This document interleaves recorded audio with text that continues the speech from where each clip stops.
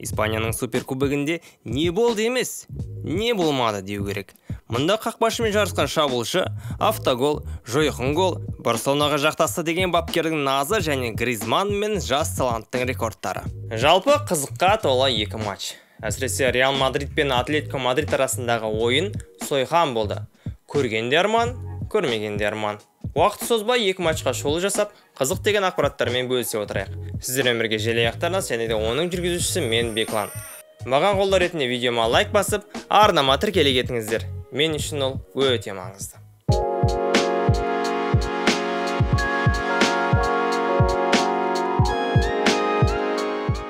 Айтпақшы, екі матчты Сауд Арабиясындағы Эр-Рияд стадионында өтті. Реал Мадрид пен Атлетико Мадридтің құрамы алдарыңызда.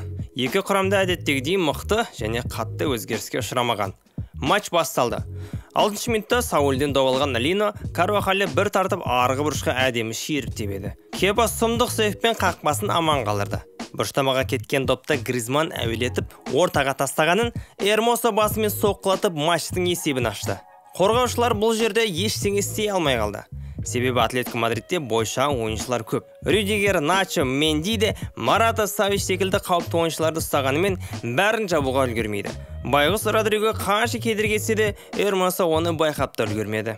19 минутта Де Паул Лорентеге, ауыл арғы қапталдаған Маратаға соққы қақпаның торына тиеді. Бұл жерде Марата не дұрыс себу керек еді, себебі әлі доп кіретіне жер бар болатын. Не тым бұрыш екенін ертерек байқап, артта келе жатқан Линоға тастап кете салу керек еді. 20 минутта Модричтің бұрыштамасынан кейін Рюдигер басымен есепті теңестіреді. Савич оны бекітіп тұрғанымен Модричтің айналып келген добы бәрін алдай түсті. Бәрін, алайда тек Рюдигерде емес.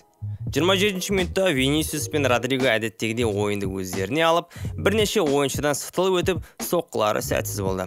Облак өз орнында. 29 минутта Беллингем Карвахалға пас береді де, артынша өзіне қайтадан пас беруін сұрайды. Алайда оң қаптал қорғаушысының ойлағаны басқа. Линоның ауынан, Эрмосоның жанынан өткізіп, Мендиге бергенін ол түртіп жіберіп, Облакты бір ренжітіп алды. Спойлер, Облак бүгін біраз ренжиді. 33 минутта Марата Гризманның басына пас шығарғанымен, Антуан ол соққысын голға айналдыра алмады. Бірақ 37 минутта Де Паулден допты алған ол Модрич пен Рюдигерді Роналдудың допты тартып жеретін әдісімен алдап өтіп, өзіне үйреншікті емес, оң аяғымен ғаламат гол салды. Алданып отырып қалған Модрич сол күйі тұрмай күрсінді. Бұл гол Гризманн үшін жай гол емес, бұл рекорд орнатқан гол. Себебі Атлетико Мадридтің 173 голмен көшінде тұрған Луис Араганесті 174 голмен бас озды. Қазір Антуан Гризманн Атлетико Мадридтің ең үздік бомбардирі атанып отыр.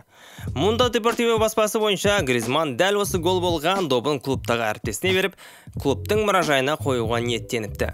Сонымен есеп 2-2. 43 минутта супер сәт. Рюдигердің әуелеткен пасына Родриго бойшаң Хименес пен Савичті байқамай, ары тартып, бері тартып, Облактың қолы жетпейтін жаққа тепсе де, Облак аяғымен тосқауыл етіп тоқтатып тастады. Родриго бәрін тамаша жасады. Нағыз бразилиялық деп осынайды. Мына сәттің аман қалғанына Лино да, Коке де, Лоренте де бастарын ұстап таң қалды. 78 минутта қосал құрамнан Линоның орнына шыққан Рикельме Маратаға әуелетіп пас шығарады. Нәтижесінде гол. Бірақ Маратадан емес. Кепа мен Рюдигер бір-бірімен жағаласып, голды автогол ретінде қорғаушы салып жібереді. Кепа төрешіге риза емес, себебі Марата оған кедергі болды деп назын айтып жатыр. Алайда төреші есепті 2-3 етіп бекітіп қойды. Қақпашының өзінің кінәсі. Егер матч кезінде кестені қарасақ, автоголды Кепаға жазып қойған. Бірақ Реал Мадридтің ресми сайтының өзінде Рюдигерге жазыпты. Атлетиконың қуанышы көпке созылмады. 84 минутта сол қапталдан Винисиус қақпаның маңына дейін барып, соққы жасағанын қақпашы қайтарып тастайды. Доп жүгіріп келе жатқан Беллингемге түседі. Соққы. Савич құтқарды. Артынша тағы да соққы. Эрмосо құтқарды. Карвахалдан соққы. Міне енді гол. Әттең. Атлетико қанша тырысса да қақпасын сақтай алмады. Есеп теңесіп ойын 120 минутқа созылған мүмкіндік алды. 116 минутта Карвахалдың айып алаңына шығарған пасы Хосело даңдып барып басына дөп түседі. Соққысы сәл қисықта болғанымен, дәл сол қисық соққысы Савичке тиіп, Облакты тағы да ренжітті. Бұл жолы Реал қуып жеткен жоқ, ол асып түсті. Есеп 4-3. Атлетико бір нәрсе етпесе, жеңісті жіберіп алайын деп тұр. 2 минуттан соң Гризманның бірінші адамны айналдырып тепкен соққысы сәтсіз. 122 минутта айып алаңына Аспилигеттің ауттан шығарған пасын бірден қақпадан алысқа тепкен Хоселу өзінің соққысын ассист болады деп ойлаған жоқ. Соңғы нәтиже, соңғы үміт деп өз қақпасын тастап кеткен Облак бәрін дұрыс жасады. Себебі матч бітуіне 30 секундтай ғана қалған. Алайда Брайм Диас Облактан қайда жылдам екенін көрсетті. Әжептәуір арақашықта тұрса да, Диас Облактан озып соққы жасап есепті 5-3 ете түсті. 100 метрге жарысатын болса, Диас Облактың қасында Усейн Болтқа айналатынын байқадық. Матчтан кейін әріптестері Брайм Диастың жүгірген сәтін әзілдеп ойнап жатыр. Жас бала ақыры өзінің мықты екенін көрсетіп жатыр. Кезінде Манчестер Сити онша бағаламаған соң, Реал Мадрид сатып алған болатын. Кішкене тәжірибе жинасын деп Миланға жіберді. Миланда да өзін әдемі көрсетіп, Миланның көптен бері күтіп жүрген чемпиондығын бірге алды. Милан тек 3 жылға ғана жалға алып ойнаған соң, ойыншы келісім шарт бойынша Реал Мадридке қайта ауысты. Енді міне, әр матч сайын тамаша ойын өрнегін көрсетуде. Бапкерлер не деді? Реал Мадрид жеңіске лайықты болды, себебі олар жақсырақ ойнай білді, дейді Симеоне мырза. Ал Анчелотти мырза ше? Финалға шыққанымызға қуаныштымын. Бұл өте ауыр ойын болды. Мұнда кез келген команда жеңіп кетуі мүмкін еді. Меніңше біз күшімізді ойынның соңына қарай үнемдегеніміз пайдасына келді, дейді Реал Мадридтің бапкері. Ал матч үздігі Дани Карвахаль. Басқа үміткерде жоқ шығар. Матчты толық сүйреп шықты. Гол да салды, пас та берді. Тамаша. Барселона мен Осасуна ойынына келейік. 6 минутта бұрыш шамадан үйтіп келген допта Андрес Кристенсен қақпаға қарай дебеді. Қақпашы +1 сейфке ие болды. Одан кейін екі жақтан да бірнеше шабуылды көрдік. Нәтижесіз. 13 минутта қарынты шабуыл кезінде Роберто сол қапталда әдемі ашылған Левандовскиге береді. Ал Левандовски әдеттегідей сала алмайды.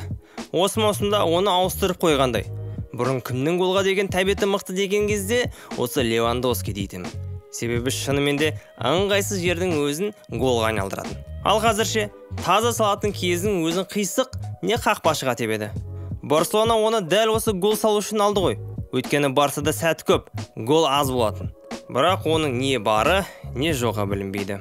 19 минуттан айып соққысын гөндаған, алыс болса да қақпаға көздеп тепкенін қақпашы сезіп қайтарып тастады. Қызық соққы. 30 минутта Хесус Арисадан пас алған Анте Будимир бір ғана қимылымен Арауханы жас баладай алдап, қақпа маңына жақындай түсті. Алайда қақпашыны алдаймын дегенде, бірден соққы жасаймын дегенде ой іске аспай, ешқандай нәтижеге жете алмай қалды. Одан кейін екі клубта тоқтар емес. Кім бірінші есепті ашады дегенге таласып жатыр. Әр тартады, бер тартады, дым болмайды. Тек 59 минутта гүндаған көп ойыншының арасында тұрған Левандовскийді көріп қалып, соған қиып бас шығарады. Шабуылшының допты қағып алып тепкені есепті ақыр соңға ашты. Роберт қуанып жатыр. Ал Осасунаның ойыншылары мен жұмыскерлері риза емес. Голға емес, голға дейінгі сәтке. Себебі төреші оған дейінгі ереже бұзғанын қарамай, ойынды жалғастыруға мүмкіндік берді деп наздарын айтып жатыр. Іске VAR кірісті. Жаңа технологиямен көрсе де, төреші шешімін өзгерткен жоқ. Менің де шешімім сол. Не ол құлай салу деген? Әл допты қорғап қалатын, не пас беретін мүмкіндігі болды ғой. Ол болса артынан сипай салып еді, сәл жүріп барып сырғанай құлай түсті. Осы үшін командасы опық жеді. Мұндай ойыншының не керегі бар? Командасына пайдасына зияны көп болса. Бірақ біздің төреші екеуміздің ойымызға Осасунаның бапкері мен қақпашысы келіспейді. Суперкубок Реал мен Барселона үшін құрылған сайыс. Сауд Арабиясының халқы соларды көргісі келеді. Сол үшін де олар көбірек төлейді, дейді қақпашы Серхио Эрейра. Ал бапкер болса, бізге әділетсіздік жасады. Голға дейінгі фол көзге анық көрініп тұр. Бұл маңызды сәт еді, дейді. 68 минутта Феликс сол қапталмен асықпай келіп, арғы бұрышқа тепкені тек қақпашының қолына тиіп бұрыштамаға ұласады. Бірақ мына 92 минутта Феликс қайтадан өзінің талантын іске қосып, пас алмасып, қарсыласының ауынан өткізіп, келесі қарсыласының қасына жай өте салып, Ламин Ямалға береді. Ол да бір адамды бері тастап тепкені есепті 2-0 өткізді. Жастар өз бабында. Әсіресе Феликс осы ойынмен өзін сатып алуға басшылықты мәжбүрлейді ау. Ламин Ямалдың бұл голы оны Испания суперкубогіндегі ең жас автор ретінде тіркеп қойды. Оған дейін ол дәл осы нәтижемен Ла Лигада да, Испания ұлттық құрамасында және Еуроға іріктеу ойындарында да көзге түсті. 16 жасар бала қайда барса да голсыз қайтпайтын болыпты. Айтпақшы, Барселона қыркүйектен бері енді ғана қарсылас командасын 2 гол айырмашылығымен ұтты. Жағдайды ертерек дұрыстамаса, алда Чемпиондар лигасы бар. ал матч үздігі Де Йонг атанып отыр. Жалпы екі матчта қызық болды. Алайда Реал мен Атлетико арасындағы ойын сұмдық өткені рас. Сіздермен бірге желі аяқтар арнасы. Видео ұнаса лайк басып, тіркеле кетіңіздер. Жеңісті күндерде жүздескенше.